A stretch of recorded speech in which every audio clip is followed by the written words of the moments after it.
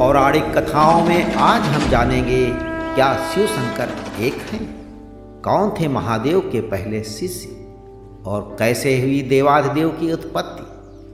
तो आइए इन सभी प्रश्नों के बारे में हम सुनते हैं। भगवान शिव को सनातन संस्कृति में देवों के देव महादेव कहा जाता है। इसके अलावा हिंदू धर्म को मानने वाले इन्हें भगवान शंकर भी कहते हैं।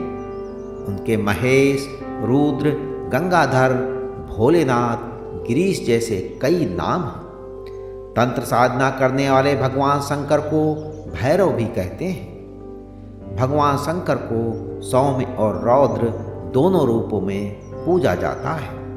भगवान शिव को त्रिदेव में संहार का देवता भी माना जाता है।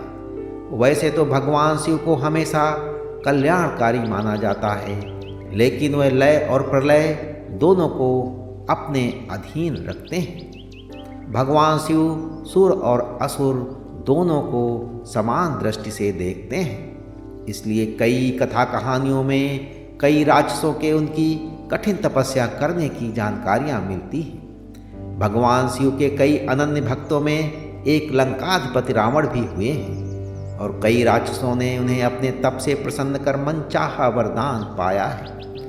सवाल ये उठता है कि भगवान शिव के भक्तों की कई कहानियाँ सुनाई जाती हैं, लेकिन उनके पहले शिष्य की जानकारी बहुत कम उपलब्ध होती है। तो जानते हैं भगवान शंकर के पहले भक्त कौन थे? भगवान शिव के पहले शिष्यों की जानकारी पुराणों में मिलती है। पुराणों के मुताबिक भगवान शिव के सबसे पहले शिष्यों में सप्तऋषियों की गिनती होती है। मान्यता है कि सप्तऋषियों ने भगवान शिव के ज्ञान का प्रचार धरती पर किया था। इसकी वजह से विभिन्न धर्म और संस्कृतियों की उत्पत्ति हुई। ये भी माना जाता है कि भगवान शिव ने ही गुरु शिष्य परंपरा की शुरुआत की थी। शिव के सबसे पहले शिष्यों में बृहस्पति, विशालाक्ष, शुक्र, महेंद्र, प्राचेतस मनु, सहस्राक्ष और भारद्वाज शामिल थे। क्या भगवान शिव और शंकर एक ही हैं? ज़्यादातर सनातन परंपरा के अनुसार शिव और शंकर को एक ही मानते हैं। हालांकि शिव पुराण में जिक्र किया गया है कि सबसे पहले एक प्रकाश पुंज की उत्पत्ति हुई।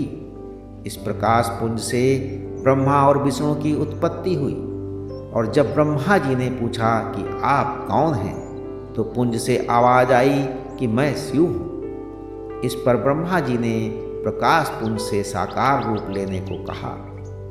फिर उस प्रकाश पुंज से शंकर की उत्पत्ति हुई और इस आधार पर कहा जा सकता है कि शिव और शंकर एक ही शक्ति के अंश हैं, लेकिन दोनों अलग अलग हैं। दोनों में फर्क इतना है कि शिव प्रकाश पुंज स्वरूप हैं। अब हम उनके शिवलिंग की पूजा करते हैं, जबकि शंकर सशरीर देव स्वरूप हैं।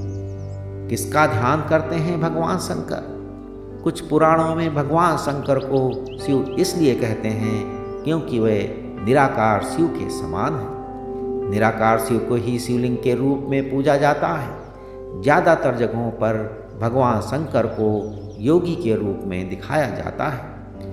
कई जगह देखा जाता है कि भगवान शंकर खुद आंखें बंद किए ध्यान मुद्रा में बैठे हैं। कभी सोचा है कि आखिर देवाधिदेव महादेव किसका ध्यान कर रहे हैं? तो इसको लेकर अलग अलग कथाएं हैं। रामचरितमानस में भगवान शिव और श्री राम को एक दूसरे का उपासक बताया गया है। शिव पुराण में खुद भगवान शिव माता पार्वती को बताते हैं कि वो श्री राम का ध्यान करते हैं। वहीं कुछ पुराणों में बताया जाता है कि भगवान शिव का ध्यान करते रहते हैं।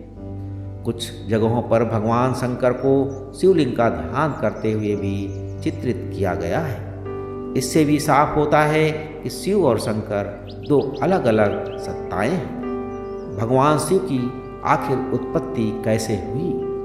मान्यता है कि भगवान शिव स्वयंभू हैं, इसलिए खुद ही प्रकट हुए हैं, लेकिन पुराणों में उनकी उत्पत्ति का विवरण मिलता है। विष्णु पुराण के अनुसार जहाँ भगवान विष्णु ब्रह्मा जी की नाभि से उत्पन्न हुए थे, वहीं भगवान शिव विष्णु जी के माथे के तेज से उत्पन्न हुए। विष्णु पुराण के मुताबिक माथे के तेज से उत्पन्न होने के कारण ही शिव शंभु हमेशा योग मुद्रा में रहते हैं। वहीं भगवान शिव से एक और मान्यता जुड़ी है कि नंदी और महाकाल भगवान शंकर के द्वारपाल हैं और रुद्र देवता शंकर की पंचायत के सदस्य हैं। तो पौराणिक कथाओं में आज बस इतना। अगली बार हम सुनेंगे एक नई कथा। तब तक के लिए ईश्वर की सभी शुभकामनाएं आपके साथ बनी रहें।